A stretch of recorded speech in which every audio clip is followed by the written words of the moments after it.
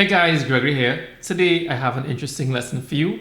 We're going to be talking about how to strum and change chords at the same time. So I know this can be a showstopper for a lot of beginner guitarists, but I am going to break it up in a way. I'm going to give you a way to practice this so that you can make progress and play songs, because that's really what it's all about. Once you break the rhythm of something, you pretty much destroy the song. Anybody can tell when the rhythm in a song is broken. You don't have to be a musician to detect that. So it's a very important thing to work on, and we're going to take a look at it. If you do enjoy lessons like these, be sure to like, share, and subscribe, as it will help me to grow the channel. And if you're looking for some one-on-one coaching, you can check out my Patreon. I've just started an account. I have different things that I offer there. One of them is lessons. Another thing that I offer is personal advice on your playing by submitting videos to me. It's all down in the description, so you can check it out. So what we're going to be doing is we're going to be taking a strumming pattern, and we're going to take different pairs of chords as examples, and I'm going to explain the method to you. All right, so before we get into the method, let's just talk about the strumming pattern that we're going to be using. It's one that's fairly common. It's the one that goes down, down, up, up, down, up. I'm sure many of you may have come across this because it is usually the first strum that a lot of teachers teach, right? So if you haven't, at this point, I'm going to practice it. So if you're unfamiliar, you can practice it with me and then apply it later. If you know the strum, just skip ahead. So let's go. We'll do it on G after 4. 1, 2, 3, 4. Down, down, up, up, down, up. Down, down, up, up, down, up. Down, down, up, down, up. Down, down, up, down, up. All right, so the first two chords we're going to take a look at in terms of changing are G and C. So here's the method that we're going to use. What we're going to do is, instead of going to C with all 3 fingers like you should, we're going to just take it down to 1 finger alone. So we'll have our hand on G, we'll strum the chord, and we'll go to C with 1 finger alone, and we're going to try to maintain the strum while doing so. A lot of times, especially for beginners, the reason why it's so difficult to change and strum at the same time, because it's sort of an information overload. There's so many things to think about. You have to think about your strumming hand. You have to think about 3 fingers in this case, going to 3 different spots on the guitar. It's a lot to think about. So we're taking away a lot of the information out of the chord and narrowing it down to 1. What we're aiming for really is we want to aim for movement between both hands at the same time. That's really the key. We want to get both hands moving at the same time. It's sort of like trying to pat your head and rub your belly, right? It's kind of difficult at first, but with some practice and by narrowing down what we have to think about, it becomes a lot easier. Okay, so here's the method that we're going to use. Between G and C, we're going to strum G twice. Once, twice, and then we're going to go to C with the 3rd finger alone. So the 3rd finger goes on the 3rd fret, 5th string, and we're going to maintain the strum. Now, focusing on 1 finger alone should be a lot easier. I know I kind of trivialized that, but it should be a lot easier.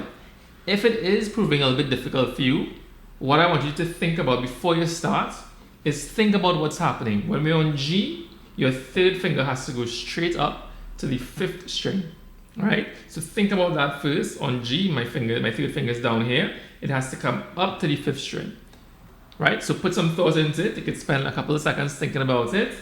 And then when you're ready, you count 1, 2, 3, 4, and we strum G. Not once, but twice. And then move to the 3rd finger on the 5th string. And just keep strumming, right? Don't worry about anything. Don't think about anything else. Just keep it strum. And whenever your brain clears and you can think again, think about the next finger. And in this case, you're going to think about the middle finger going on the 2nd fret, 4th string, like this. Right? And you can stay there if you want. And then we can think about what happens next. The first finger has to go on the first fret, second string. You can add it when you're ready. And then you've completed the chord. Now, it may not take that long for you to do it. Of course, I was kind of exaggerating to explain what it is I'm doing. But like I said, the most important thing that we're aiming for here is to maintain the movement of the right hand and also the movement of the left hand in terms of moving toward the chord without stopping. And that's why we narrowed it down to just one finger. And in doing so, I only want you to think of one finger. Do not think of the rest of the chord until your finger is firmly here. And you can just keep strumming, and whenever your brain clears, then think of what happens next. Add the middle finger and then the first finger, right? So it's a very linear way of thinking, but in doing it that way, it helps you to break through that barrier of stopping. Trust me, it works, all right? So I also intentionally said to play the G twice because that is also giving you some time to think about what's about to happen. If you want, you can strum the G 4 times. So it could be like this. 1, 2, plenty time to think. My third finger has to go after 4. 1, 2 is going now. Third finger on the third fret, 5th string.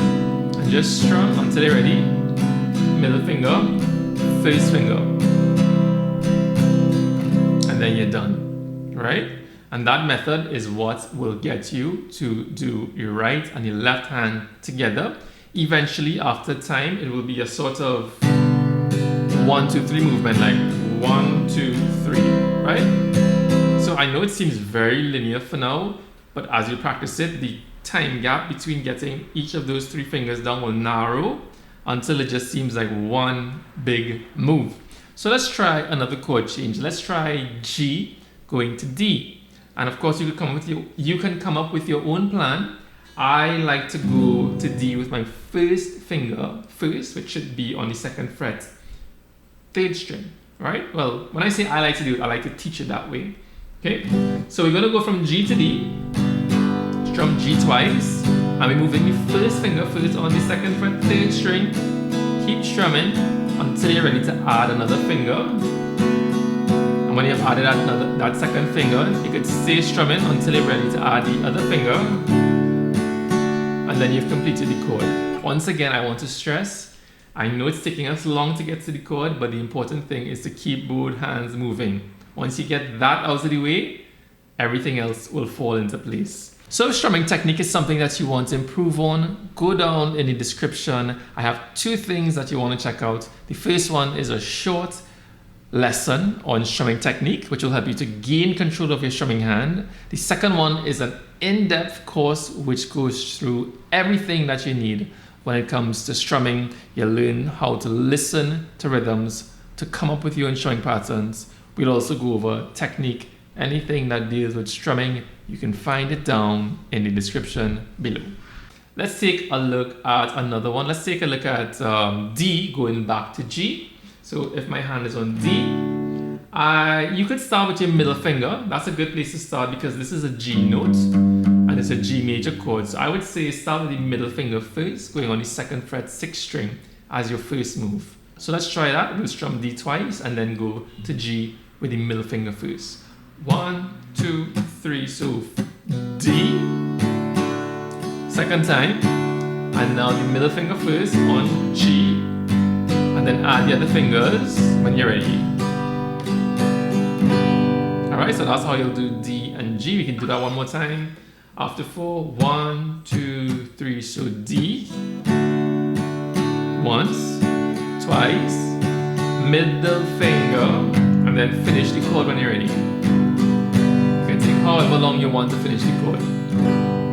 Alright, let's try C to G as our last example. So if we're on C, I'll do the same thing, middle finger first.